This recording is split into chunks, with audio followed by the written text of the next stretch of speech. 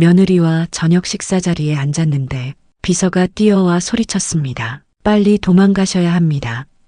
심장이 쿵 내려앉는 기분이었습니다. 30년 전 일이 되살아나는 기분이었어요. 김 전무가 출소했다는 소식, 그 속보가 처음엔 잘못 들은 줄 알았어요.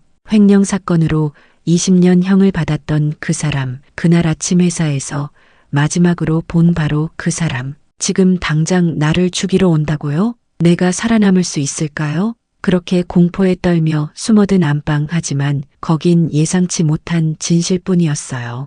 그 어디에도 진짜 적은 없었어요. 가장 가까운 사람이 가장 큰 배신자였고 우린 작은 오해 하나로 30년을 원망하며 살았죠. 여러분, 구독 버튼을 눌러주시면 매주 감동적인 실제 가족 사연을 들려드립니다. 오늘의 사연 시작합니다. 안녕하세요, 여러분.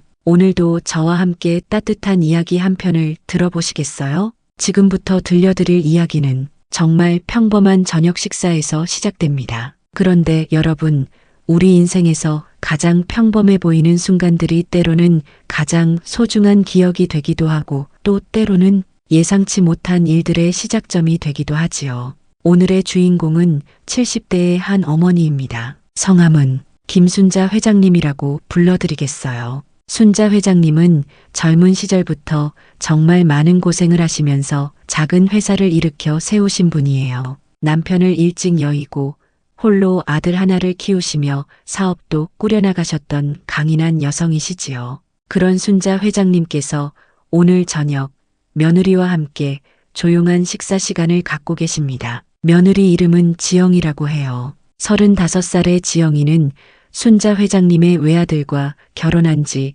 이제 10년째 되는 참한 며느리입니다. 순자 회장님의 집은 서울 강남의 고급 아파트 최고층에 위치해 있어요. 넓은 거실 한쪽으로는 탁 트인 창문을 통해 한강이 내려다 보이고 저녁 노을이 아름답게 물든 하늘이 보입니다. 식당 테이블에는 정성스럽게 차려진 저녁상이 놓여 있어요. 순자 회장님이 직접 끓이신 미역국, 갓 지은 따끈한 밥, 그리고 지영이가 가져온 나물 반찬들. 정말 소박하면서도 정겨운 상차림이지요. 며느리랑 이렇게 저녁 먹는 자리가 오다니. 인생 참 길다. 순자 회장님께서 젓가락을 들어 올리시며 조용히 말씀하셨어요. 그 목소리에는 세월의 무게가 담겨 있었어요. 젊어서는 바쁘게 일만 하느라 아들이 자라는 모습도 제대로 챙겨보지 못했던 세월들. 그리고 아들이 결혼하고 나서는 며느리와 어떻게 지내야 할지 몰라 어색했던 시간들. 그런 모든 시간들을 지나 이제야 이렇게 편안하게 마주 앉아 식사할 수 있게 된 것이 감사하면서도 신기하다는 뜻이었지요. 지영이는 시어머니의 말씀을 듣고 따뜻하게 미소 지었어요. 어머님, 오늘 음식 정말 맛있어요. 이런 시간이 소중해요. 지영이의 목소리는 진심으로 기뻐하는 것 같았어요. 사실 지영이도 처음에는 시어머니가 부담스러웠어요. 워낙 강하고 카리스마 있는 분이셔서 어떻게 다가가야 할지 몰랐거든요. 하지만 시간이 지나면서 시어머니의 외로움과 따뜻함을 조금씩 이해하게 되었고 이제는 정말 친정어머니처럼 편하게 느껴지게 되었어요. 지영아, 내가 챙겨준 이 콩나물 무침이 정말 맛있구나. 어디서 배웠니? 저희 친정 어머니한테 배웠어요. 어머님께서 좋아하실 것 같아서요. 이런 소소한 대화들이 오가면서 두 사람은 정말 평범하고 행복한 저녁 시간을 보내고 계셨어요. 순자 회장님은 미역국을 한 숟가락 떠드시며 생각에 잠기셨어요. 참 오랜만에 이렇게 마음 편한 식사를 하는구나. 젊어서는 항상 바빴는데 회사 일, 아들 키우는 일, 온갖 걱정들로 머리가 복잡했는데 이제는 이런 여유가 생겼네. 그런 생각을 하시면서도 한편으로는 약간의 아쉬움도 느끼고 계셨어요. 아들은 왜 이렇게 바쁠까? 요즘에는 얼굴 보기도 힘들어. 며느리가 이렇게 자주 와주니까 고맙긴 하지만 아들과도 이렇게 편하게 대화할 수 있는 날이 올까? 지영이는 시어머니의 표정을 살피며 조심스럽게 물었어요. 어머님, 무슨 생각을 그렇게 깊게 하세요? 아, 그냥 오빠 생각을 좀 했어. 요즘 너무 바쁘다고 연락도 잘 안 되더구나. 네, 요즘 새 프로젝트 때문에 정말 바빠요. 그래도 어머님 생각은 항상 하고 있다고 하던데요. 순자 회장님은 쓴웃음을 지으셨어요. 그런가? 그렇다면 다행이지만 나이가 들수록 자식들과의 시간이 더 소중하게 느껴진다. 창밖으로는 해가 완전히 져서 도시의 불빛들이 하나둘씩 켜지기 시작했어요. 한강을 따라 늘어선 아파트들의 창문에서 새어나오는 따뜻한 불빛들, 그 불빛들 하나하나마다 누군가의 일상과 이야기가 담겨 있겠지요. 어머님, 이 미역국 정말 맛있어요. 비법이 뭐예요? 지영이가 대화의 분위기를 밝게 바꿔보려고 물었어요. 별 비법이 있나? 그냥 정성이지. 미역을 충분히 불리고 참기름에 볶아서 우린 다음에 멸치 육수를 진하게 우려서 끓이는 거야. 아, 그래서 이렇게 깊은 맛이 나는군요. 내 친정 어머니는 어떻게 끓이시던? 저희 어머니는 소고기를 좀 넣어서 끓이셨어요. 그런데 어머님 미역국이 더 시원하고 깔끔한 것 같아요. 이런 소소한 음식 이야기들이 오가면서 두 사람 사이의 분위기는 더욱 편안해졌어요. 순자 회장님은 살짝 웃으시며 말씀하셨어요. 지영아, 내가 이렇게 자주 와줘서 정말 고맙다. 혼자 지내는 게 쓸쓸할 때가 많은데. 어머님, 무슨 말씀을 그렇게 하세요? 저도 어머님이랑 이렇게 시간 보내는 게 좋아요. 친정 어머니 생각도 나고요. 그때 갑자기 현관문에서 삐삐삐 하는 도어록 소리가 났어요. 누군가 비밀번호를 누르는 소리였죠. 두 사람은 잠시 수저를 멈추고 문 쪽을 바라봤어요. 누구지? 오빠가 일찍 들어오나?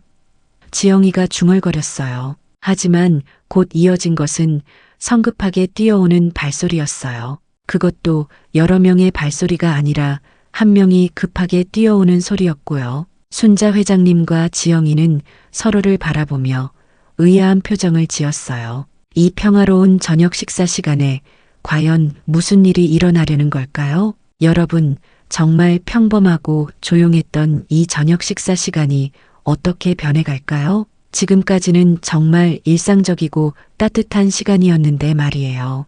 두 사람이 나누던 소소한 대화들, 서로에 대한 배려와 애정, 이 모든 평온함이 과연 계속될 수 있을까요? 여러분, 지금까지 정말 평화롭고 따뜻했던 순자 회장님과 며느리 지영이의 저녁 식사 시간이었는데요. 그런데 갑자기 현관문에서 들려온 발소리, 이 발소리가 이 평온한 저녁을 완전히 바꿔놓게 됩니다. 발소리는 점점 가까워졌어요. 그런데 이상했어요. 평소 순자 회장님의 아들이 집에 올 때는 천천히 조용히 들어오는데 오늘은 뭔가 다른 거예요. 마치 무슨 급한 일이 있는 것처럼 성급하게 뛰어오는 소리였거든요. 순자 회장님은 젓가락을 내려놓으시며 고개를 갸우뚱하셨어요. 이상하네. 오빠가 오늘 일찍 들어온다는 얘기는 없었는데? 지영이도 의아한 표정으로 문 쪽을 바라봤어요. 네, 저도 못 들었어요. 오늘은 회사에서 늦게까지 회의가 있다고 했는데.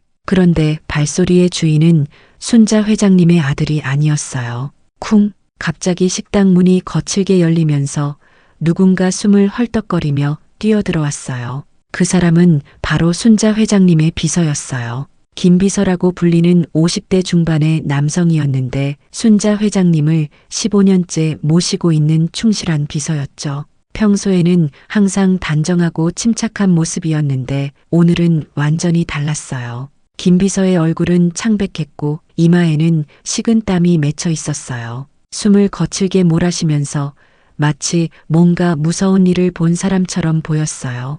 회장님, 빨리 피하셔야 합니다. 김 비서가 문 앞에 서서 소리쳤어요. 그 목소리는 평소에 차분하고 정중한 톤과는 완전히 달랐어요. 급박하고 절망적인, 마치 무슨 큰 위험이 닥쳤다는 걸 알리는 목소리였어요. 순자 회장님은 깜짝 놀라 일어서셨어요. 평생 이런 당황스러운 일을 겪어본 적이 없으셨거든요. 김 비서는 15년 동안 한 번도 이렇게 예의 없이 행동한 적이 없었어요. 항상 조용히 노크하고 허락을 받고 들어왔는데 오늘은 문을 벌컥 열고 뛰어들어와서 소리를 지르다니. 김 비서, 갑자기 무슨 소리를 하는 거냐? 왜 이렇게 난리를 치고? 순자 회장님의 목소리에는 당황스러움과 함께 약간의 화가 섞여 있었어요. 평소 침착하신 분이지만 이런 예상치 못한 상황에서는 당연히 놀라실 수밖에 없었죠.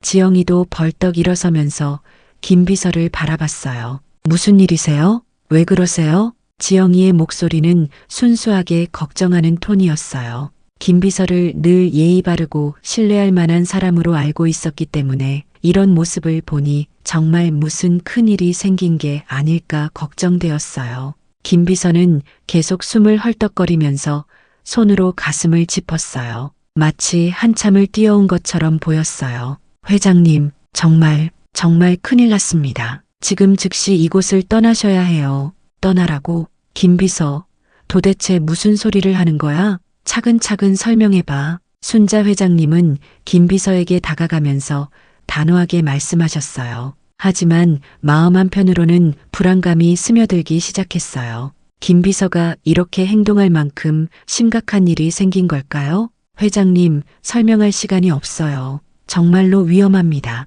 김 비서는 계속 다급하게 말했어요. 그런데 그의 손이 떨리고 있었어요. 정말 무서운 일을 겪은 사람처럼 온몸이 떨리고 있었어요. 지영이는 상황을 파악하려고 김 비서에게 물었어요. 김 비서님, 무슨 일인지 차분히 말씀해 주세요.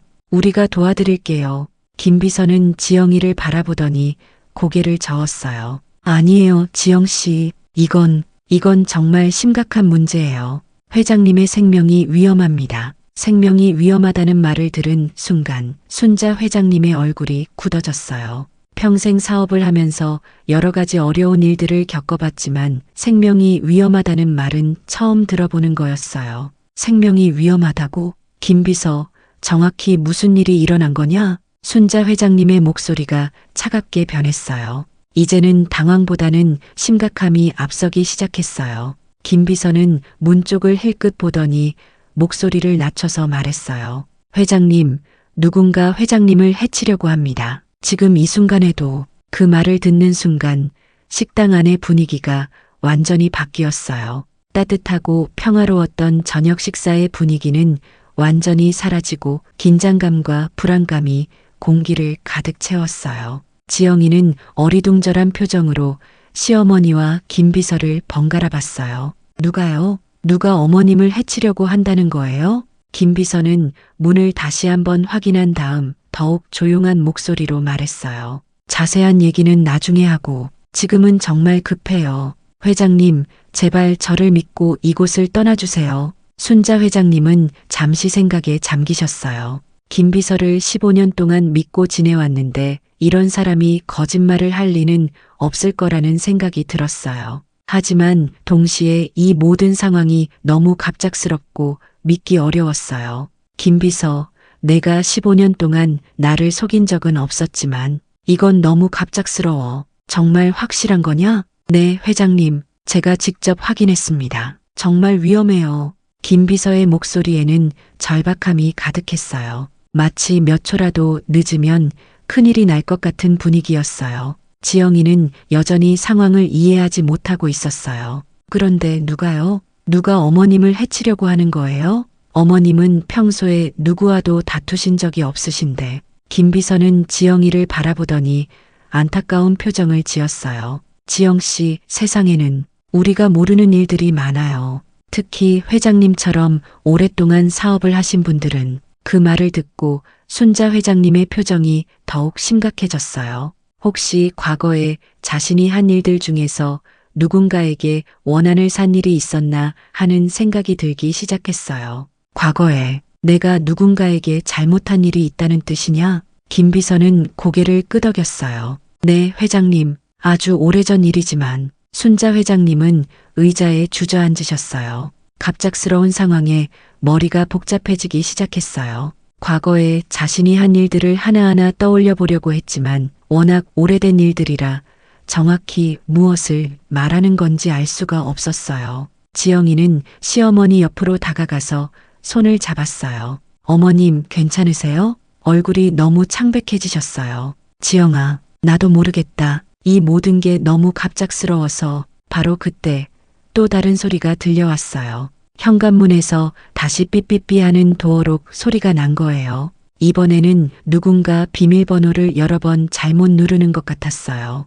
삐삐삐, 삐삐삐 소리가 계속 반복되었거든요. 김비서의 얼굴이 더욱 창백해졌어요. 안 돼요. 벌써 왔어요. 그 순간 세 사람 모두 현관문 쪽을 바라봤어요. 정말 무슨 일이 일어나려는 걸까요? 여러분, 이제 정말 긴장되기 시작하지 않나요? 평화로웠던 저녁 시간이 이렇게 갑자기 위험한 상황으로 바뀔 줄 누가 알았겠어요? 김 비서가 말하는 위협이 정말 실제인 걸까요? 그리고 현관문에서 들리는 소리의 정체는 과연 무엇일까요? 여러분, 지금 순자 회장님과 지영이 그리고 김 비서가 있는 식당 안의 분위기는 정말 숨이 막힐 정도로 긴장되어 있어요. 현관문에서 계속 들려오는 삐삐삐 소리. 누군가 비밀번호를 자꾸 잘못 누르고 있는 것 같은데 과연 누구일까요? 김 비서는 식은땀을 닦으며 순자 회장님께 다가갔어요.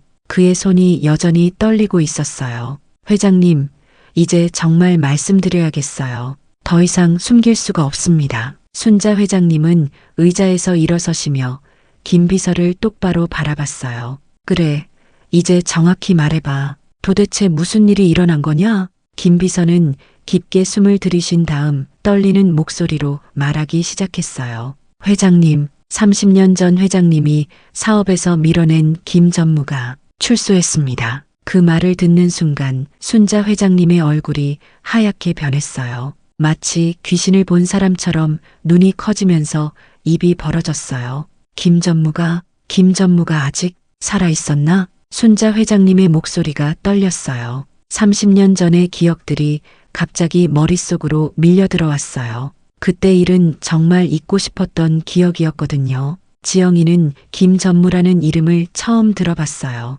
어리둥절한 표정으로 시어머니를 바라봤어요. 어머님, 김 전무가 누구세요? 무슨 일이 있었던 건가요? 순자 회장님은 잠시 말을 못하시고 계셨어요. 과거의 일을 떠올리는 게 너무 고통스러우신 것 같았어요. 김 비서가 대신 설명해 드렸어요. 지영 씨, 30년 전에 회장님 회사에서 일했던 분이에요. 그런데 그분이 회사 돈을 몰래 빼돌렸다는 게 발각됐어요.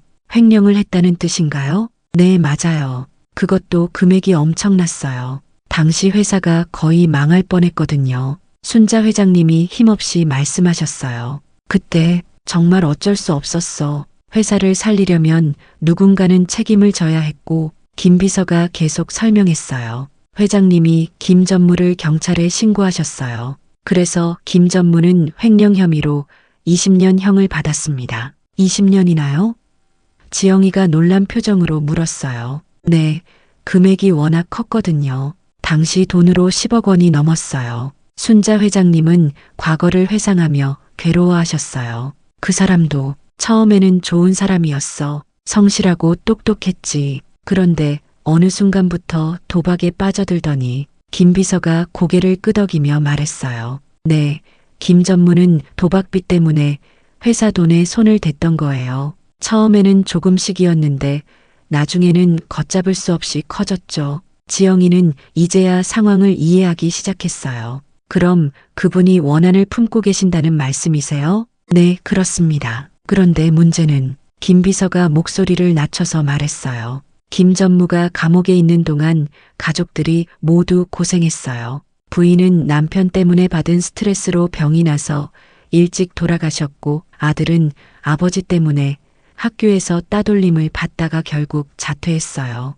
순자 회장님의 얼굴이 더욱 어두워졌어요. 그런 일이 있었구나. 네, 회장님. 그래서 김 전무는 감옥에서 복수를 다짐했던 것 같아요. 회장님 때문에 자신의 인생뿐만 아니라 가족들까지 망했다고 생각하고 있거든요. 그때 갑자기 현관문에서 더 큰 소리가 났어요. 이번에는 문을 두드리는 소리였어요. 쿵쿵쿵 하는 거친 소리가 들려왔어요. 김 비서가 더욱 다급해졌어요. 회장님, 이제 정말 늦었어요. 김 전무가 복수하겠다고 협박 전화를 했습니다. 협박 전화? 언제? 순자 회장님이 물으셨어요. 오늘 오후에요. 제가 먼저 받았어요. 순자 그년이 나한테 한 짓을 똑같이 갚아주겠다고 했어요. 지영이가 깜짝 놀랐어요. 그럼 정말 위험한 상황이네요. 김 비서가 고개를 끄덕였어요. 네, 그런데 더 심각한 건 김전무 혼자가 아니라는 거예요. 혼자가 아니라고? 네, 이미 이 건물 주변에 사람들을 풀어놨다고 했어요. 회장님이 도망가지 못하게 하려고요. 순자 회장님은 창문 쪽으로 다가가서 밖을 내려다봤어요. 어둠 속에서 잘 보이지는 않았지만 평소보다 건물 앞에 사람들이 더 많이 서 있는 것 같았어요. 정말 저 사람들이? 김 비서가 순자 회장님 뒤로 다가갔어요. 네, 제가 확인해 봤는데 평소에 보지 못했던 사람들이에요. 그리고 계속 이 건물만 지켜보고 있어요. 지영이는 무서워져서 시어머니 곁으로 바짝 다가갔어요. 어머님, 그럼 우리 어떻게 해야 하죠? 순자 회장님은 잠시 생각에 잠기셨어요. 30년 전의 일들이 하나하나 떠올랐어요. 그때 정말 어쩔 수 없었어. 김 전무가 회사 돈을 빼돌린 건 사실이었고 그걸 덮어두면 회사 전체가 망할 상황이었어. 직원들도 모두 길거리에 나앉게 되고 그래도 김 전무 가족들이 그렇게 고생했다니.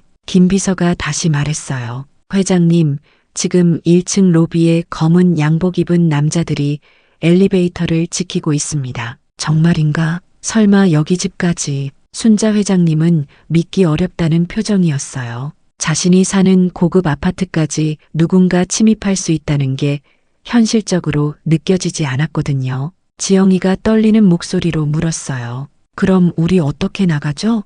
엘리베이터를 못 쓴다면? 김 비서가 답했어요. 비상계단이 있긴 한데 거기도 위험할 수 있어요. 제가 확인해 보니까 그쪽에도 사람이 있는 것 같았거든요. 순자 회장님은 소파에 주저앉으셨어요. 그럼 우리가 완전히 포위된 건가? 그런 것 같아요, 회장님. 김 전무가 정말 치밀하게 계획한 것 같습니다. 그때 현관문 두드리는 소리가 더 커졌어요. 쿵쿵쿵. 이번에는 여러 명이 함께 두드리는 것 같았어요. 김 비서가 창백한 얼굴로 말했어요. 벌써 여기까지 올라왔나 봐요. 지영이는 무서워서 시어머니 팔을 꽉 붙잡았어요. 어머님, 정말 무서워요. 경찰에 신고해야 하는 거 아닌가요? 김 비서가 고개를 저었어요. 이미 신고했어요. 그런데 경찰이 오기까지 시간이 걸릴 거예요. 그때까지 버틸 수 있을지. 순자 회장님은 깊은 한숨을 쉬셨어요. 내가 30년 전에 다른 방법은 정말 없었을까? 김 전무를 경찰에 신고하지 않고 해결할 방법은? 김 비서가 조용히 말했어요. 회장님, 지금은 과거를 후회할 때가 아니에요. 우선 안전한 곳으로 피하는 게 중요해요. 현관문 소리가 점점 더 거세졌어요. 이제는 문을 부수려고 하는 것 같았어요. 지영이가 떨리는 목소리로 말했어요. 어머님, 우리 정말 어떻게 해야 하죠? 이대로 있으면 정말 위험할 것 같아요. 여러분, 정말 긴박한 상황이 되었지요? 30년 전의 일 때문에 지금 이런 위험한 상황에 처하게 된 순자 회장님. 과연 이 위기를 어떻게 넘기실 수 있을까요? 그리고 김 전무의 복수는 어디까지 계획된 걸까요? 여러분, 지금 순자 회장님은 소파에 앉아서 깊은 생각에 잠기셨어요. 현관문에서 들려오는 무서운 소리들, 김 비서의 다급한 목소리, 며느리 지영이의 떨리는 모습, 이 모든 것들이 30년 전 그 사건으로 거슬러 올라가고 있었거든요. 순자 회장님의 눈이 멀리 바라보며 과거를 회상하기 시작했어요. 마치 시간이 거꾸로 흘러가는 것처럼 30년 전에 그 힘들었던 시절이 생생하게 떠올랐어요. 30년 전, 그때 일을 다시 생각해보니 순자 회장님이 조용히 중얼거리셨어요. 지영이와 김 비서는 숨을 죽이고 회장님의 말씀을 기다렸어요. 그때 우리 회사는 정말 어려운 시기였어. 외환위기 전이었지만 이미 경제가 어려워지기 시작했고 회사 운영이 쉽지 않았지. 순자 회장님의 목소리에는 그때의 고충이 고스란히 담겨 있었어요. 김 전무는 김성호라는 사람이었어. 나보다 5살 아래였는데 정말 똑똑하고 성실한 사람이었지. 대학도 명문대를 나왔고 회계 업무를 정말 잘했어. 지영이가 조심스럽게 물었어요. 그런 좋은 분이 왜 횡령을? 순자 회장님은 쓴웃음을 지으셨어요. 사람 일은 정말 모르는 거야, 지영아. 김전무도 처음에는 정말 모범적인 직원이었어. 회사 일을 자신의 일처럼 열심히 했고 야근도 마다하지 않았지. 김 비서가 고개를 끄덕이며 말했어요. 저도 그때 막내 직원이었는데 김 전무님이 정말 인기가 많으셨어요. 후배들도 잘 챙겨주시고 일도 꼼꼼하게 가르쳐 주셨거든요. 그래, 그런 사람이었어. 그런데 순자 회장님이 말을 멈추시며 깊은 한숨을 쉬셨어요. 언제부터였을까? 김 전무가 조금씩 변하기 시작했어. 처음에는 눈치채지 못했는데 나중에 알고 보니 도박에 빠져 있었던 거야. 도박이요? 응. 처음에는 친구들과 가벼운 화투 정도였다고 하더라고. 그런데 점점 규모가 커지면서 카지노까지 다니게 됐다더라. 순자 회장님은 그때를 떠올리며 고개를 저으셨어요. 그 사람이 도박에 빠진 이유도 있었어. 부인이 병에 걸렸거든. 희귀병이었는데 치료비가 엄청 많이 들었어.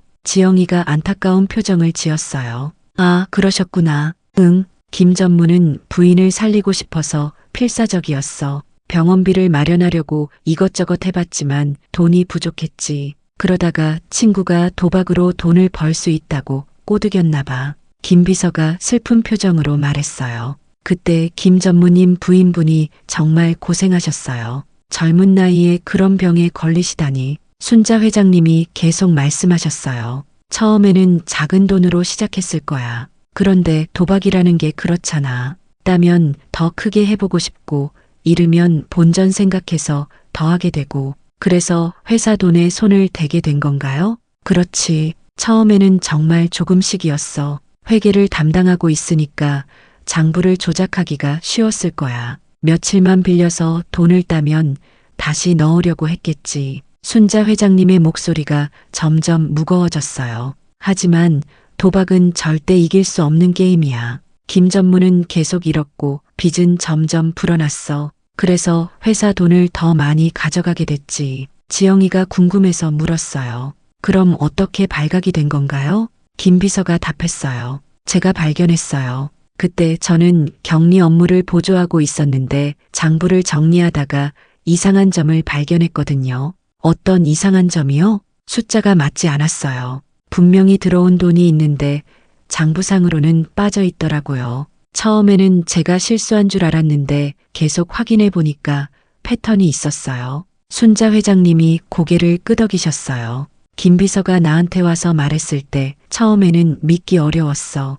김 전무가 그런 사람일 리 없다고 생각했거든. 그래서 어떻게 하셨어요? 며칠 동안 더 자세히 조사해 봤지. 그런데 정말로 큰 돈이 사라져 있었어. 당시 돈으로 10억 원이 넘었으니까 지금으로 치면 몇십억 원이야. 지영이가 놀란 표정으로 말했어요. 그렇게 큰 돈을요? 응, 우리 회사로서는 정말 큰 돈이었어. 그 돈이 없으면 회사가 문을 닫을 수도 있는 상황이었지. 순자 회장님은 그때의 절망적인 상황을 떠올리며 말씀하셨어요. 그때 우리 회사에는 직원이 50명 정도 있었어. 그 사람들과 그들의 가족까지 생각하면 정말 많은 사람들의 생계가 걸린 문제였지. 김 비서가 조용히 말했어요.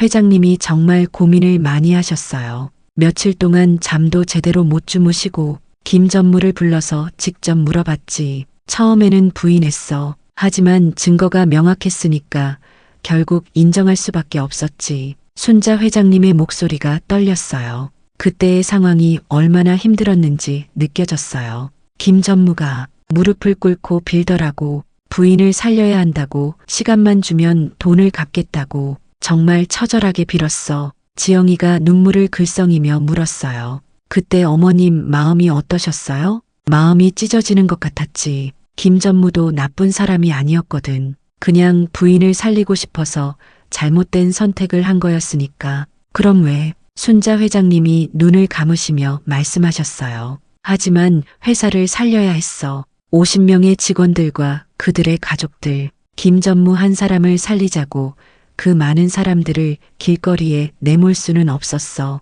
김 비서가 덧붙였어요. 그때 은행에서도 돈을 빌리기 어려운 상황이었어요.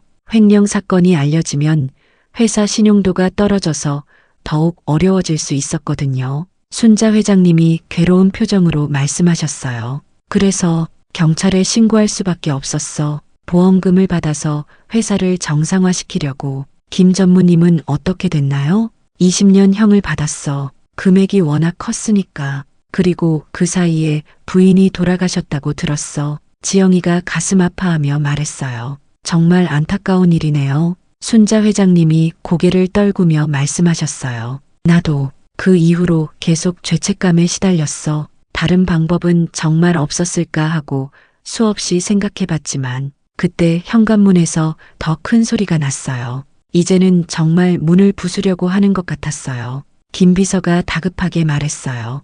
회장님, 과거 얘기는 나중에 하시고 지금은 정말 위험해요. 순자 회장님이 고개를 들어 김 비서를 바라봤어요. 김 전무가 정말 복수하러 온 거구나. 여러분, 이제 30년 전 그 사건의 전말을 아셨지요? 순자 회장님도 김 전무도 모두 피해자였던 것 같아요. 하지만 그 상처가 30년이 지난 지금까지 이어져서 이런 무서운 상황을 만들어낸 거네요. 과연 이 원한의 고리는 어떻게 풀릴 수 있을까요? 여러분, 지금 순자 회장님의 집에는 정말 무서운 일이 벌어지고 있어요. 30년 전의 상처가 지금 이 순간 현실로 다가와서 세 사람을 위협하고 있거든요. 현관문에서 들려오는 소리는 점점 더 거세져서 이제는 정말 문을 부수려고 하는 것 같았어요. 김 비서가 창문 쪽으로 달려가서 밖을 내려다봤어요. 그리고는 더욱 창백한 얼굴로 돌아왔어요.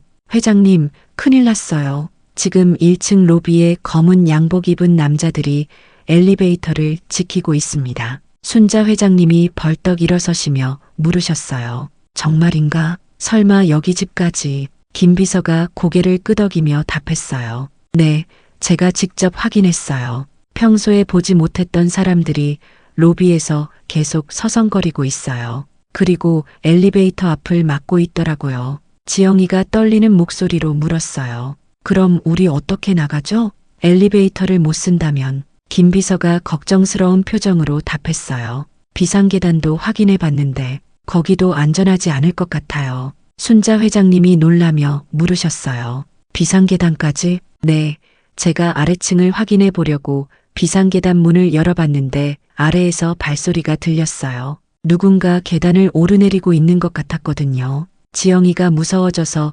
시어머니 곁으로 더 바짝 다가갔어요. 어머님, 그럼 우리가 완전히 갇힌 건가요? 순자 회장님도 이제야 상황의 심각성을 깨달으셨어요. 김 전무가 정말 치밀하게 계획을 세웠다는 걸 알 수 있었거든요. 김 전무가 이렇게까지 준비를 했을 줄은 몰랐어. 김 비서가 창문을 다시 확인하며 말했어요. 회장님, 더 심각한 건 건물 앞에도 수상한 차량들이 여러 대 대기하고 있어요. 차량들이? 네, 검은색 승용차 세대가 건물 정면과 후면에 배치되어 있어요. 마치 회장님이 나오기를 기다리고 있는 것 같아요. 순자 회장님이 창문으로 다가가서 직접 확인해 보셨어요. 어둠 속에서 잘 보이지는 않았지만 평소보다 확실히 건물 주변에 사람들이 많이 보였어요. 정말 저 사람들이 다 김 전무가 보낸 사람들인가? 김 비서가 망원경을 가져와서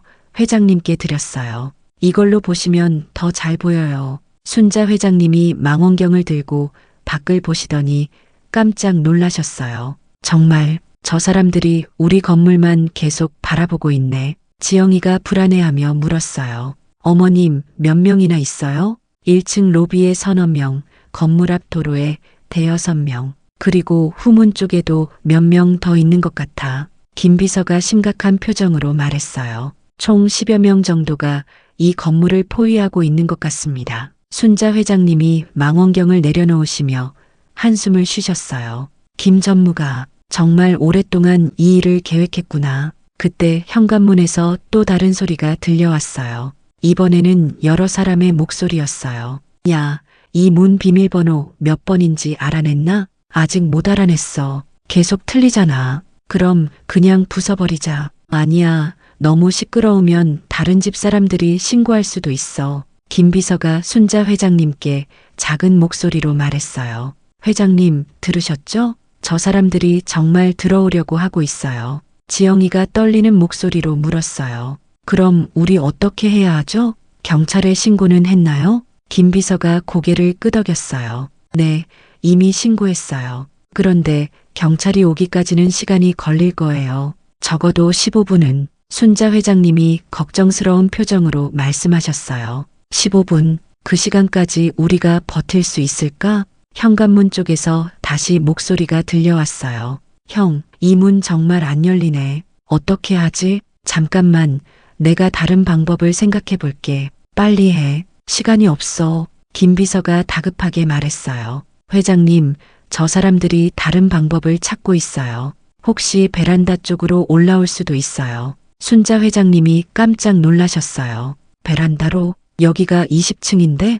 요즘 그런 일을 전문으로 하는 사람들이 있어요. 줄을 타고 올라오거나 아니면 위층에서 내려올 수도 있고요. 지영이가 무서워서 벌벌 떨었어요. 어머님, 정말 무서워요. 우리 어떻게 해야 하죠? 순자 회장님이 지영이의 손을 잡으시며 말씀하셨어요. 지영아, 무서워하지 마. 우리가 뭔가 방법을 찾을 거야. 하지만 순자 회장님 자신도 어떻게 해야 할지 막막하셨어요. 이런 상황은 평생 처음 겪어보는 일이었거든요. 김 비서가 휴대폰을 확인하며 말했어요. 회장님, 경찰서에서 연락이 왔어요. 순찰차가 출동했는데 교통이 막혀서 조금 더 시간이 걸릴 것 같다고 해요. 얼마나 더? 적어도 20분은. 순자 회장님이 절망적인 표정을 지으셨어요.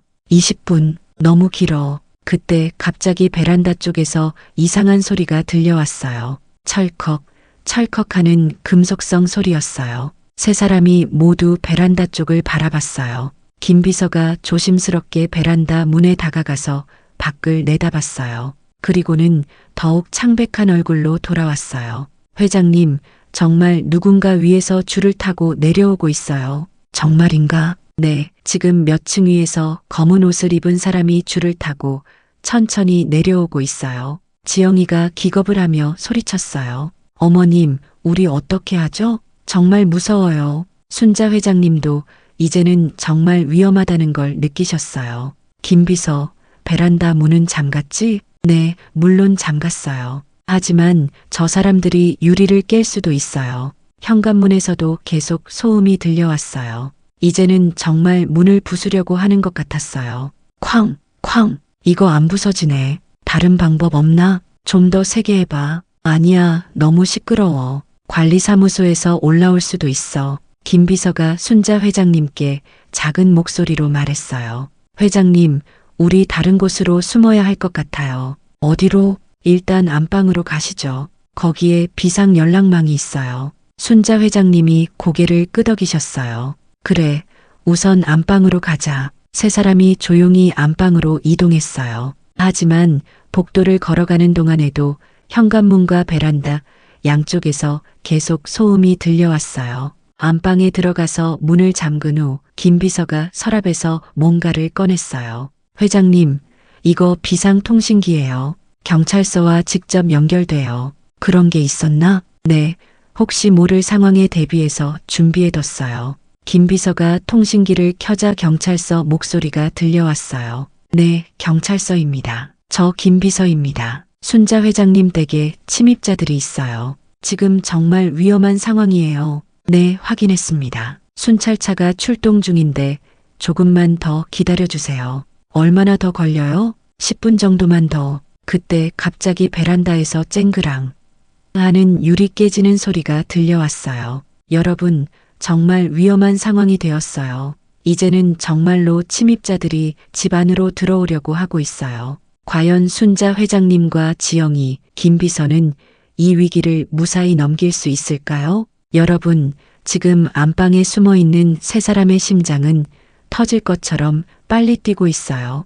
베란다에서 들려온 유리 깨지는 소리, 정말로 침입자들이 집 안으로 들어오고 있다는 증거였거든요. 김 비서가 통신기를 꽉 붙잡고 경찰서와 계속 연락을 취했어요. 경찰서예요. 지금 정말 급해요. 침입자들이 유리창을 깨고 들어오고 있어요. 통신기에서 경찰관의 목소리가 들려왔어요. 네, 확인했습니다. 최대한 빨리 출동하겠습니다. 그동안 안전한 곳에 숨어 계세요. 순자 회장님이 통신기를 받아 직접 말씀하셨어요. 저는 순자입니다. 제발 빨리 와주세요. 정말 위험해요. 네, 회장님. 조금만 더 기다려주세요. 하지만 거실에서 들려오는 소리는 점점 더 가까워지고 있었어요. 발소리, 뭔가 뒤지는 소리, 그리고 낮은 목소리들. 여기 아무도 없나? 거실에는 없네. 안방을 확인해 보자. 조심해. 어디 숨어 있을 수도 있어. 지영이가 무서워서 시어머니 팔을 꽉 붙잡았어요. 어머님, 저 사람들이 여기로 오고 있어요. 순자 회장님은 이 상황에서 중요한 결정을 내려야 한다는 걸 깨달으셨어요. 이대로 숨어 있으면 결국 발각될 것 같았거든요. 김비서, 지영아, 내가 나가서 직접 김 전무와 만나겠다. 김비서가 깜짝 놀라며 만류했어요. 안 됩니다, 회장님. 너무 위험해요. 아니야. 이대로 숨어 있는 것보다 나가서 직접 대화하는 게 나을 것 같아. 순자 회장님의 목소리에는 결연한 의지가 담겨 있었어요. 30년 동안 마음속에 담고 있던 죄책감을 이제는 직면하고 싶으셨던 거예요. 지영이가 놀라며 말했어요. 어머님, 무슨 말씀이세요? 너무 위험하잖아요. 지영아, 나는 이미 70이 넘은 노인이야. 하지만 너는 아직 젊어. 나 때문에 너까지 위험해질 수는 없어. 순자 회장님이 안방 문을 향해 걸어가시려고 하자 김 비서가 앞을 막았어요. 회장님, 정말 안 됩니다. 저 사람들이 무슨 짓을 할지 모르잖아요.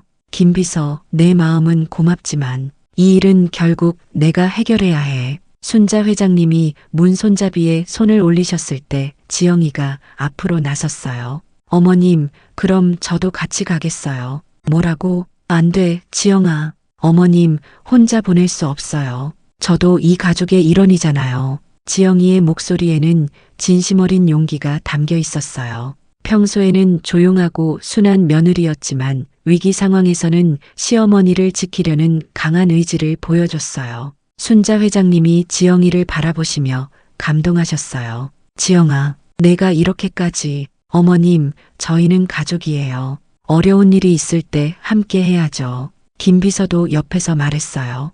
회장님, 저도 같이 가겠습니다. 15년 동안 회장님을 모셨는데 이런 때 혼자 보낼 수 없어요. 순자 회장님이 두 사람을 바라보시며 눈물을 글썽이셨어요. 고마워. 정말 고마워. 하지만 그때 안방 문을 쿵쿵 두드리는 소리가 들려왔어요. 여기 있나? 문이 잠겨 있네. 부숴버리자. 잠깐, 일단 말을 해보자. 문 밖에서 굵은 목소리가 들려왔어요. 순자 씨, 우리가 왜 왔는지 알죠? 나와서 얘기합시다. 순자 회장님이 문 쪽으로 다가가시며 대답하셨어요.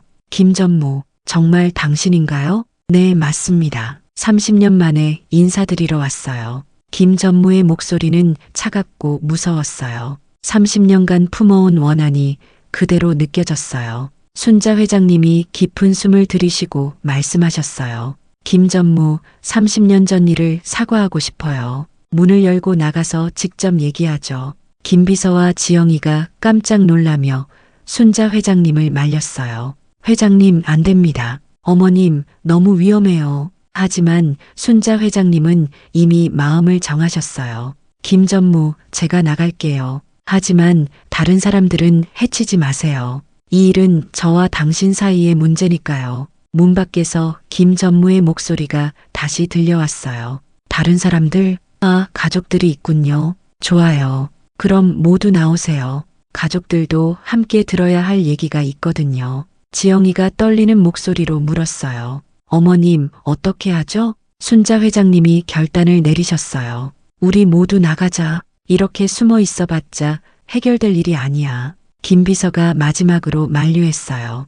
회장님, 정말 위험할 수 있어요. 저 사람들이 무슨 짓을 할지. 김 비서, 김 전무는 나쁜 사람이 아니야. 그냥 상처받은 사람이지. 대화하면 해결될 거야. 순자 회장님이 문 손잡이를 잡으시려고 하자 지영이가 손을 덮었어요. 어머님, 그럼 제가 먼저 나가서 상황을 확인해 볼게요. 안 돼, 지영아. 너는 여기 있어. 어머님, 저는 이 일과 관계없는 사람이니까 안전할 거예요. 하지만 문 밖에서 김 전무의 목소리가 다시 들려왔어요. 순자 씨, 더 이상 기다릴 수 없어요. 30년을 기다렸는데 몇 분 더 기다리라고요? 그 목소리에는 억눌린 분노와 절망이 가득했어요. 순자 회장님이 마침내 문 손잡이를 돌리셨어요.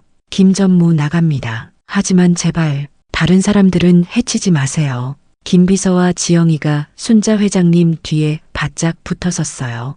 회장님, 저희도 같이 갈게요. 지영아, 김비서, 고마워. 순자 회장님이 문을 천천히 열기 시작했어요. 문틈 사이로 거실에 불빛이 새어 들어왔어요. 그리고 거실에는 정말로 여러 명의 사람들이 서 있었어요. 모두 검은 옷을 입고 있었고 그 가운데 한 명의 중년 남성이 순자 회장님을 바라보고 있었어요. 바로 김전무였어요. 30년 전과는 완전히 달라진 모습이었어요. 머리는 하얗게 새었고 얼굴에는 깊은 주름이 패여 있었어요. 하지만 눈빛만은 여전히 예리하고 차가웠어요. 30년 만이군요, 순자 씨. 김전무의 목소리는 낮고 위협적이었어요. 순자 회장님이 용기를 내어 대답하셨어요. 김전무, 정말 오랜만입니다. 그동안 어떻게 지내셨나요? 김전무가 쓴웃음을 지었어요. 어떻게 지냈느냐고요? 정말 궁금하신가요? 그 순간 순자 회장님은 30년 전의 일에 대해 정말로 사과하고 싶다는 마음이 들었어요. 김전무, 30년 전 일에 대해 정말 죄송합니다. 다른 방법이 있었는지 늘 후회하고 있었어요. 하지만 김전무의 표정은 전혀 누그러지지 않았어요. 사과요? 30년이 지나서 하는 사과가 무슨 의미가 있을까요? 여러분, 드디어 30년 만에 두 사람이 마주했어요. 과연 이 만남이 어떤 결과를 가져올까요? 순자 회장님의 진심 어린 사과가 김전무의 마음을 움직일 수 있을까요? 여러분, 지금 거실에서 벌어지고 있는 장면은 정말 숨이 막힐 정도로 긴장감이 넘쳐요. 30년 만에 마주한 두 사람, 순자 회장님과 김전무 사이에는 말로 표현할 수 없는 복잡한 감정들이 흐르고 있었어요. 김전무는 순자 회장님을 똑바로 바라보며 차갑게 말했어요. 30년이 지나서 하는 사과라. 참 쉽게 말씀하시는군요. 순자 회장님이 고개를 숙이며 대답하셨어요. 김전무, 정말 죄송합니다. 그때 다른 방법이 있었는지 평생 후회하며 살았어요. 하지만 김전무의 얼굴에는 분노가 가득했어요. 30년간 쌓인 원한이 한꺼번에 터져 나오려고 하고 있었거든요. 후회요? 후회하면서도 편안하게 잘 사셨겠네요. 이런 좋은 집에서 가족들과 함께. 김전무의 목소리가 점점 높아졌어요. 그런데 저는 어떻게 살았는지 아세요? 20년 동안 감옥에서 썩어가면서. 순자 회장님이 눈물을 글썽이며 말씀하셨어요. 김전무, 정말 미안합니다. 그때 제가 다른 선택을 했어야. 하지만 김전무는 순자 회장님의 말을 끊었어요. 미안하다고요? 미안하다는 말로 다 해결된다고 생각하세요? 김전무가 주먹을 불끈 쥐며 소리쳤어요. 제 아내가 죽었어요. 제가 감옥에 있는 동안 혼자서 병마와 싸우다가 외롭게 죽어갔다고요. 그 말을 듣는 순간 거실 안의 모든 사람들이 숨을 멈췄어요. 김전무의 절규 같은 목소리에는 30년간 쌓인 고통이 고스란히 담겨 있었거든요. 순자 회장님이 크게 충격을 받으시며 말씀하셨어요. 아내가 돌아가셨다고요? 네, 제가 감옥에 있는 동안 병원비도 제대로 못 내고 혼자서 고생하다가 결국. 김전무의 목소리가 떨렸어요. 아내를 잃은 슬픔과 분노가 뒤섞여 있었어요. 지영이가 가슴 아파하며 말했어요. 정말 죄송합니다. 그런 일이 있었다니. 하지만 김전무는 지영이를 쳐다보며 더욱 분노했어요. 죄송하다고요? 당신은 누구죠? 이 집 며느리인가요? 네, 그렇습니다. 참 좋겠네요. 이렇게 화목한 가정에서 살면서 우리 가족이 어떻게 망가졌는지는 모르고 계시겠죠? 김전무가 거실을 둘러보며 계속 말했어요. 이 좋은 집, 이 좋은 가구들, 모든 게 제 희생 위에 세워진 거예요. 순자 회장님이 절규하듯 말씀하셨어요. 김전무, 그때는 정말 어쩔 수 없었어요. 회사가 망하면 50명의 직원들이 모두 길거리에 나앉게 되는 상황이었다고요. 어쩔 수 없었다고요? 정말 다른 방법은 없었나요? 김 전무가 순자 회장님께 다가가며 따져 물었어요. 제게 시간을 주고 함께 해결책을 찾을 수는 없었나요? 왜 바로 경찰에 신고했어요? 순자 회장님이 눈물을 흘리며 대답하셨어요. 그때 은행에서 돈을 빌리려면 깨끗한 회계장부가 필요했어요. 횡령 사건이 알려지면 회사 신용도가 떨어져서 그래서 저를 버린 거군요. 회사를 살리기 위해 저 한 사람을 희생양으로 만든 거예요. 김 전무의 분노가 절정에 달했어요. 30년간 품어온 원한이 폭발하고 있었거든요. 제 아들도 아시나요? 아버지 때문에 학교에서 따돌림 받다가 결국 자퇴했어요. 아들까지. 네, 우리 가족 전체가 망가졌어요. 저 때문에가 아니라 당신 때문에. 김 비서가 중간에서 말리려고 했어요. 김 전무님 진정하세요. 과거 일을 지금 와서. 하지만 김 전무가 김 비서를 노려보며 소리쳤어요. 당신은 누구죠? 이 집 사람인가요? 저는 회장님 비서입니다. 비서? 참 좋은 직장을 다니시는군요. 저희 가족이 망가지는 동안 당신은 편안하게 월급 받으며 살았겠네요. 김 비서가 당황하며 말했어요. 저는 그때 일을 자세히 모르고. 순자 회장님이 갑자기 일어서시며 큰 소리로 말씀하셨어요. 그만해요. 김 전무, 다른 사람들을 괴롭히지 마세요. 김 전무가 순자 회장님을 바라보며 비웃었어요. 다른 사람들을 괴롭히지 말라고요? 그럼 당신은 저를 괴롭힌 게 아닌가요? 저는 정말 어쩔 수 없었어요. 순자 회장님의 목소리가 절규에 가까웠어요. 30년 동안 마음속에 담고 있던 죄책감이 터져 나오고 있었거든요. 평생 이 죄책감을 안고 살았다고요. 매일 밤 당신 생각을 하며 잠들었어요. 죄책감이요? 그럼 왜 저를 찾아오지 않았어요? 왜 사과 한번 하지 않았나요? 김 전무의 질문에 순자 회장님이 할 말을 잃으셨어요. 그건 제가 용기가 없었어요. 용기가 없었다고요? 아니면 그냥 잊고 싶었던 거 아닌가요? 지영이가 시어머니를 보호하려고 앞으로 나섰어요. 김 전무님, 어머님도 그때 정말 힘드셨어요. 혼자서 회사도 운영하고 아들도 키우시면서. 하지만 김 전무가 지영이를 쳐다보며 더욱 화를 냈어요.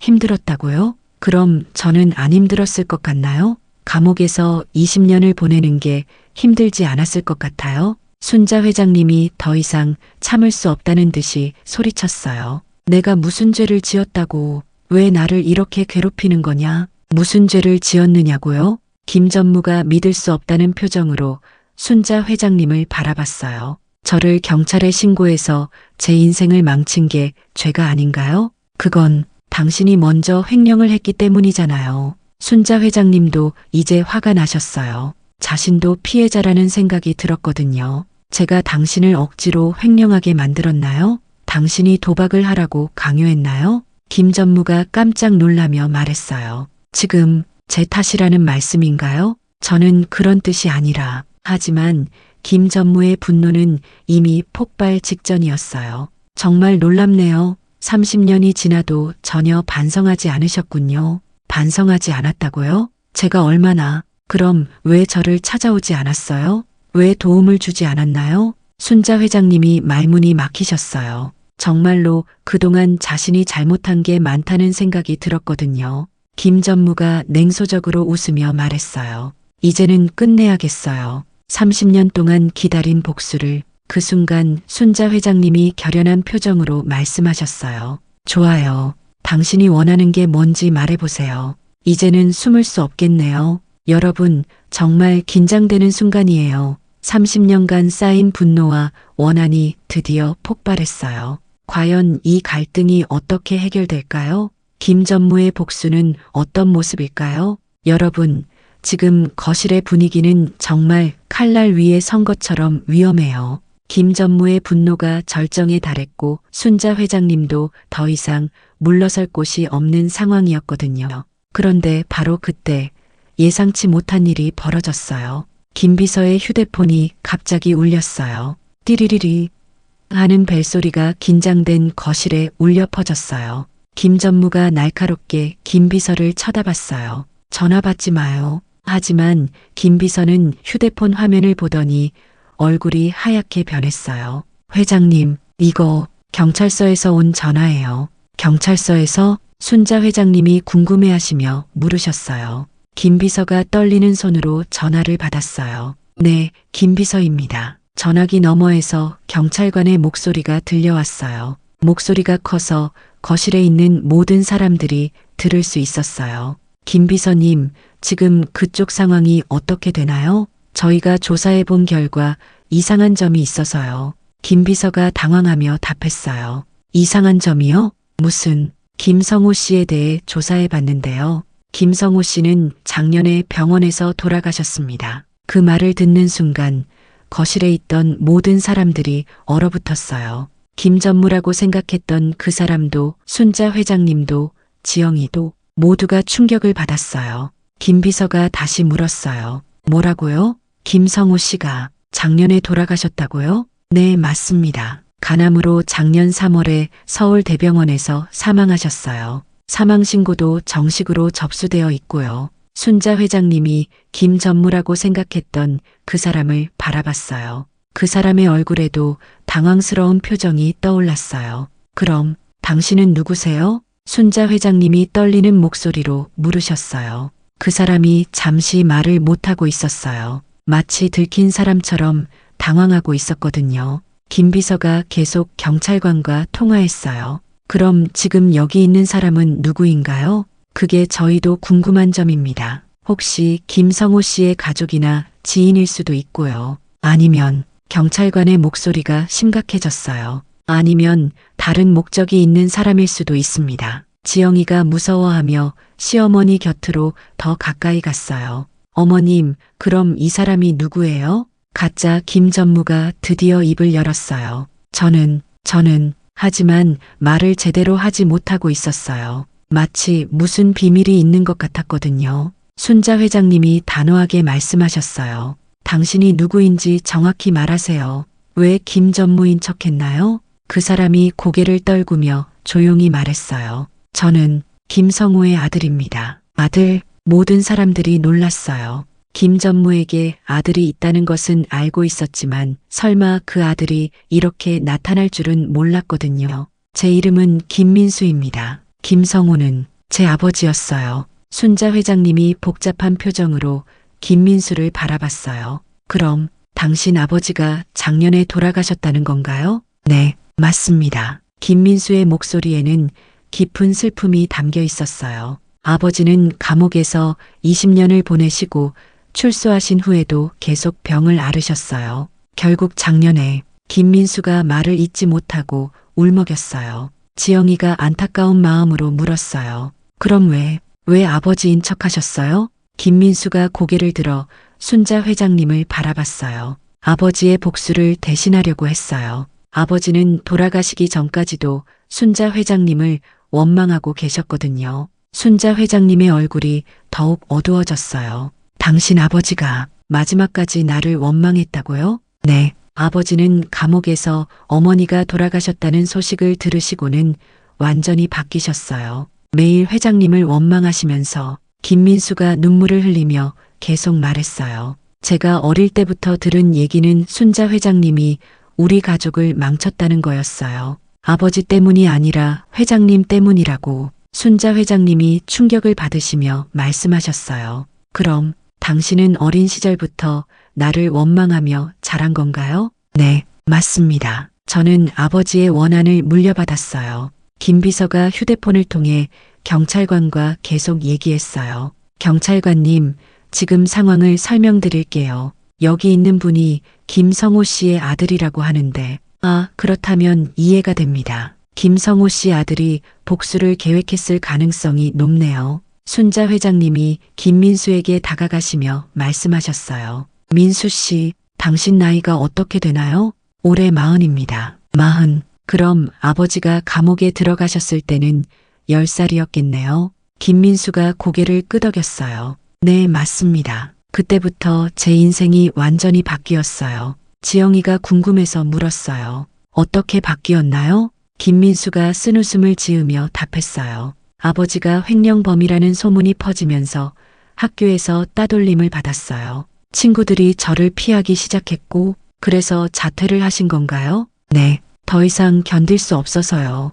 그 후로는 제대로 된 교육도 받지 못했고 취직도 어려웠어요. 순자 회장님이 가슴 아파하며 말씀하셨어요. 정말 미안합니다. 그런 고생을 했다니. 하지만 김민수는 순자 회장님의 사과를 받아들이지 않았어요. 사과는 필요 없어요. 저는 그냥 아버지의 원한을 풀고 싶었을 뿐이에요. 김 비서가 전화를 끊고 말했어요. 경찰이 곧 도착할 예정입니다. 모든 상황을 설명해야 할 것 같아요. 김민수가 갑자기 절망적인 표정을 지었어요. 이제 모든 게 끝났네요. 순자 회장님이 김민수를 바라보시며 조용히 말씀하셨어요. 민수 씨, 당신 아버지와 제 사이에 있었던 일, 정말 복잡한 일이었어요. 하지만 이제라도 진실을 말씀드리고 싶어요. 김민수가 순자 회장님을 쳐다봤어요. 무슨 진실이요? 당신 아버지가 돌아가시기 전에 저에게 편지를 보내셨어요. 편지를요? 모든 사람들이 놀랐어요. 이런 얘기는 처음 듣는 거였거든요. 순자 회장님이 계속 말씀하셨어요. 그 편지에서 당신 아버지는 자신의 잘못을 인정하셨어요. 그리고 순자 회장님이 말을 멈추셨어요. 뭔가 더 중요한 얘기가 있는 것 같았거든요. 여러분, 정말 놀라운 반전이에요. 김전무는 이미 돌아가셨고 지금 여기 있는 사람은 그의 아들이었던 거예요. 그런데 순자 회장님이 말씀하신 편지는 또 무엇일까요? 과연 어떤 내용이 담겨 있을까요? 여러분, 순자 회장님이 편지 얘기를 꺼내는 순간 거실의 분위기가 또다시 바뀌었어요. 김민수는 물론이고 지영이와 김 비서도 모두 숨을 죽이고 회장님의 다음 말을 기다렸거든요. 순자 회장님이 깊은 한숨을 쉬시며 말을 이어가셨어요. 민수 씨, 당신 아버지가 보내신 편지에는 정말 놀라운 내용이 있었어요. 김민수가 긴장한 목소리로 물었어요. 어떤 내용이었나요? 순자 회장님이 잠시 망설이시더니 결심한 듯 말씀하셨어요. 당신 아버지는 자신이 죽기 전에 모든 진실을 고백하고 싶다고 하셨어요. 진실이요? 네, 사실은 순자 회장님이 말씀을 잊지 못하고 계시자 지영이가 조심스럽게 물었어요. 어머님, 무슨 말씀을 하려는 거세요? 그런데 바로 그때 지영이가 갑자기 이상한 표정을 지었어요. 마치 뭔가 중요한 것을 깨달은 것 같았거든요. 어머님, 혹시 지영이가 말을 멈추고 순자 회장님을 바라봤어요. 그리고는 떨리는 목소리로 말했어요. 어머님, 사실은 제가 말씀드릴 게 있어요. 모든 사람들이 지영이를 바라봤어요. 갑작스럽게 지영이가 나서는 게 의외였거든요. 순자 회장님이 놀라며 물으셨어요. 지영아, 너가 무슨 얘기를 하려는 거냐? 지영이가 고개를 떨구며 조용히 말했어요. 어머님, 사실 이 모든 일의 진짜 원인은 저희 남편이에요. 뭐라고? 김민수도 놀라며 지영이를 바라봤어요. 남편이라고요? 무슨 뜻인가요? 지영이가 눈물을 글썽이며 털어놓기 시작했어요. 저희 남편이 어머님의 아들이 김민수 씨를 찾아서 이런 일을 꾸민 거예요. 순자 회장님이 믿을 수 없다는 표정으로 말씀하셨어요. 내 아들이? 지영아, 무슨 소리를 하는 거냐? 어머님, 저도 며칠 전에야 알게 됐어요. 남편이 김민수 씨를 만나서. 지영이가 흐느끼며 계속 말했어요. 남편이 김민수 씨에게 어머님에 대한 원한을 부추겼어요. 그리고 이런 계획을 세우도록 도왔고요. 김민수가 당황하며 물었어요. 그럼 저를 찾아와서 복수를 부추긴 그 사람이 순자 회장님의 아들이었다고요? 네, 맞아요. 김 비서가 믿기 어렵다는 표정으로 말했어요. 지영 씨, 그게 정말인가요? 아드님이 왜 그런 일을? 지영이가 더욱 슬픈 표정으로 답했어요. 남편이 어머님의 유산을 노리고 있었어요. 순자 회장님이 크게 충격을 받으시며 소파에 주저앉으셨어요. 유산을 노린다고? 네. 남편은 어머님이 김민수 씨의 복수로 위험해지면 자연스럽게 유산 문제를 거론할 수 있을 거라고 생각했나 봐요. 지영이가 눈물을 닦으며 힘들게 말을 이어갔어요. 남편은 김민수 씨에게 접근해서 어머님이 아버지 유산을 독차지했다고 거짓말을 했어요. 김민수가 분노하며 소리쳤어요. 뭐라고요? 거짓말이었다고요? 네. 사실 어머님은 남편에게 충분히 유산을 나눠주셨어요. 하지만 남편은 더 많은 걸 원했고 순자 회장님이 절망적인 목소리로 말씀하셨어요. 내 아들이 정말 그런 일을 했다는 말이냐? 지영이가 고개를 끄덕이며 답했어요.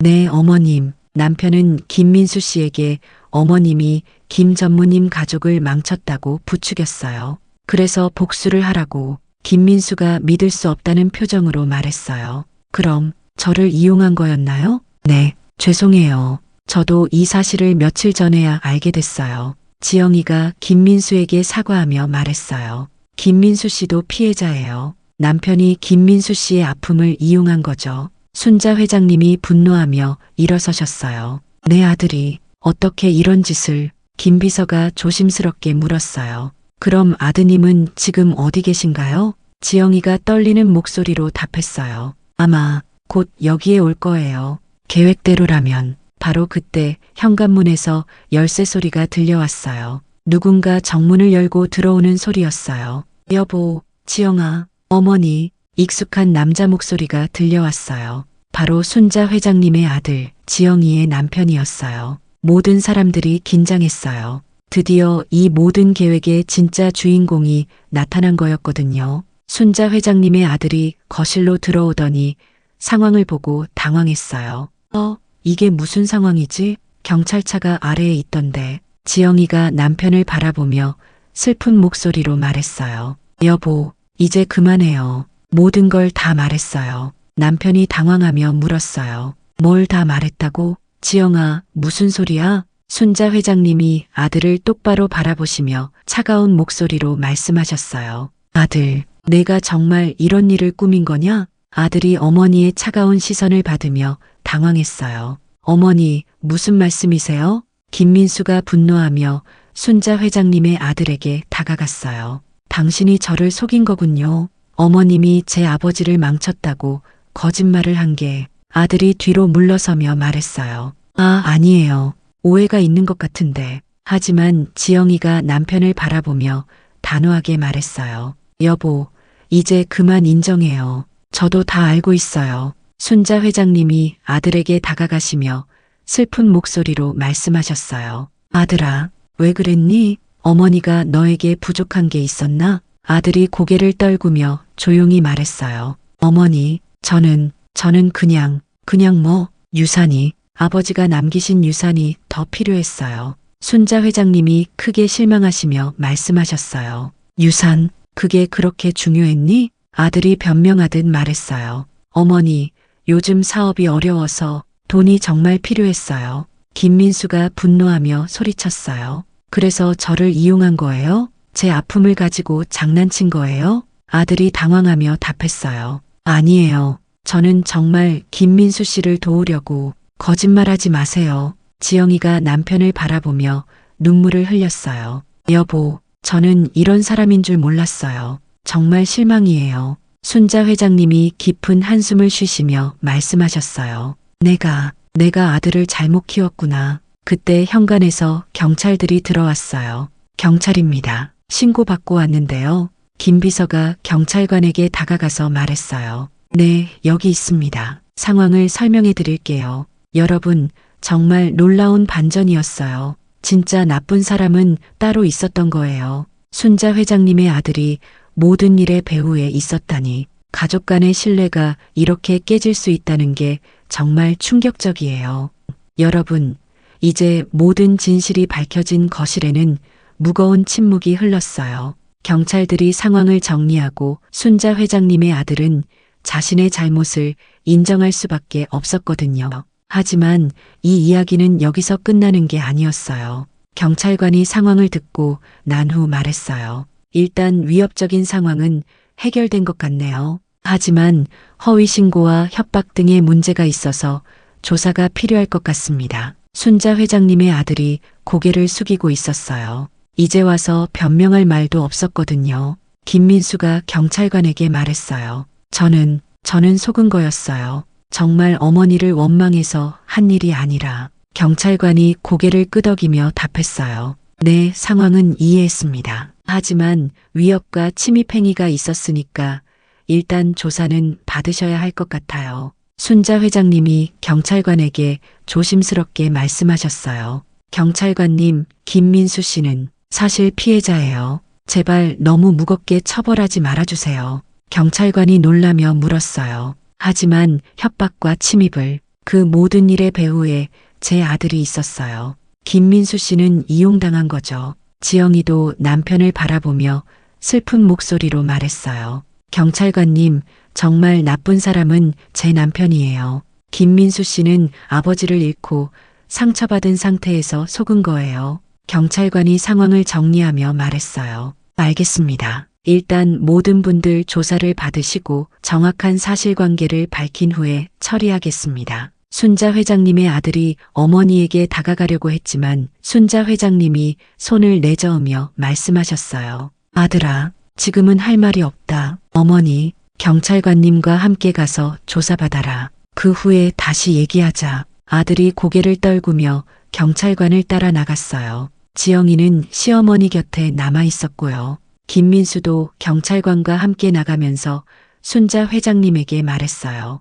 회장님, 정말 죄송했습니다. 제가 너무 성급했어요. 순자 회장님이 김민수를 바라보시며 조용히 말씀하셨어요. 민수 씨, 당신도 피해자예요. 당신 아버지와 우리 가족 사이의 오해가 이런 일까지 만들어낸 거죠. 김민수가 문 앞에서 돌아서며 물었어요.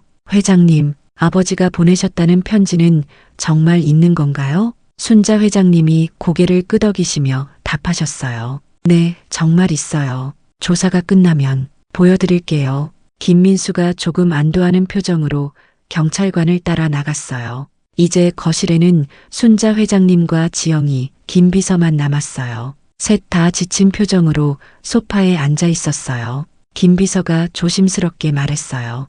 회장님, 정말 힘드셨을 텐데 괜찮으세요? 순자 회장님이 깊은 한숨을 쉬시며 답하셨어요. 김비서, 내가 뭘 잘못했을까?